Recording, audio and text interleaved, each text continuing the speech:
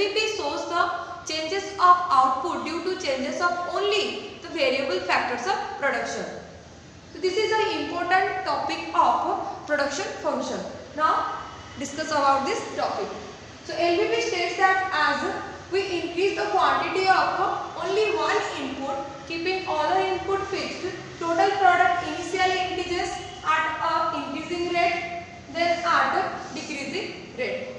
The total product and marginal product can be categorized into three phases, that is phase 1, phase 2 and phase 3. In phase 1, total product rises at an increasing rate, then marginal product increases.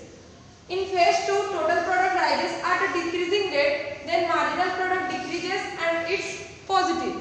Then phase 3, total product falls and marginal product becomes negative. The assumption of law of variable proportions are: first is it operates in a short run only where fixed and variable factors are available. Then law applies to all fixed factors including land. This law applies to field of production only. No changes in technology. It is assumed that all variable factors are equally efficient. Under this law, different variable factors can combine with the fixed factors. Now we discuss about law of variable proportion with the help of example table and diagram. The example is, suppose a farmer has 1 acre land and land is your fixed factor. He wants to produce wheat with the help of variable factor, that is labor.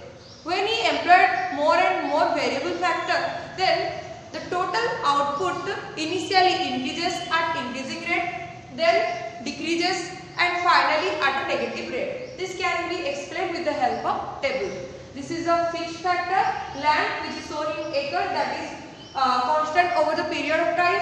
Then variable factor is labor, which can be varied, and here is the total product, that is 10, 30, 45, 52, 52 and 48, and this is your marginal product, that is 10, 20, 15, 7, 0 and -4. Here this can be explained in three stages, that is three phases is: first is it is increases, so here total product increases at increasing rate, so this phase is known as increasing return to a factor.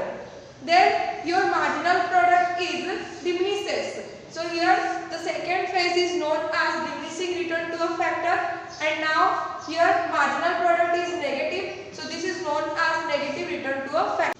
Now we explain this with the help of diagram. This is the table and this is the diagram where x-axis indicates the unit of variable factors and y-axis indicates total product and also marginal product.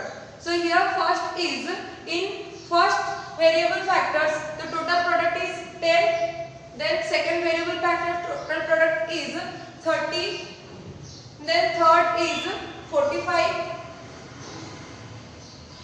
fourth is 52,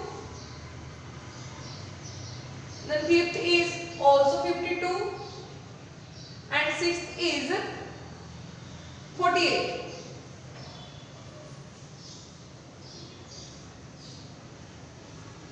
So the diagram of total product is shown like this. Then marginal product, in first variable factor marginal product is 10, then second is 20, then 15, then 7,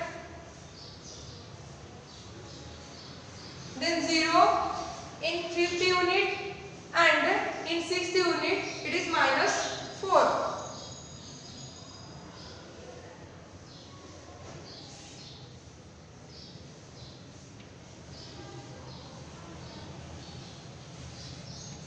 Marginal product is shown like this. Now it has three phases. This is your in second unit, this is your first phase,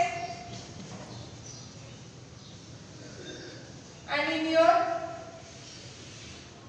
fifth unit this is your second phase, and this is the third phase.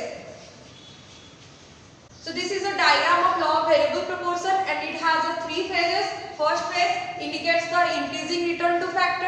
Then second stage is known as diminishing return to factor, and third stage is known as negative return to factors. In second unit, here the marginal product is maximum and this is indicated as P, and here in second unit is indicated as Q, and this point is known as point of inflection, and here this is the point of M where total product is maximum.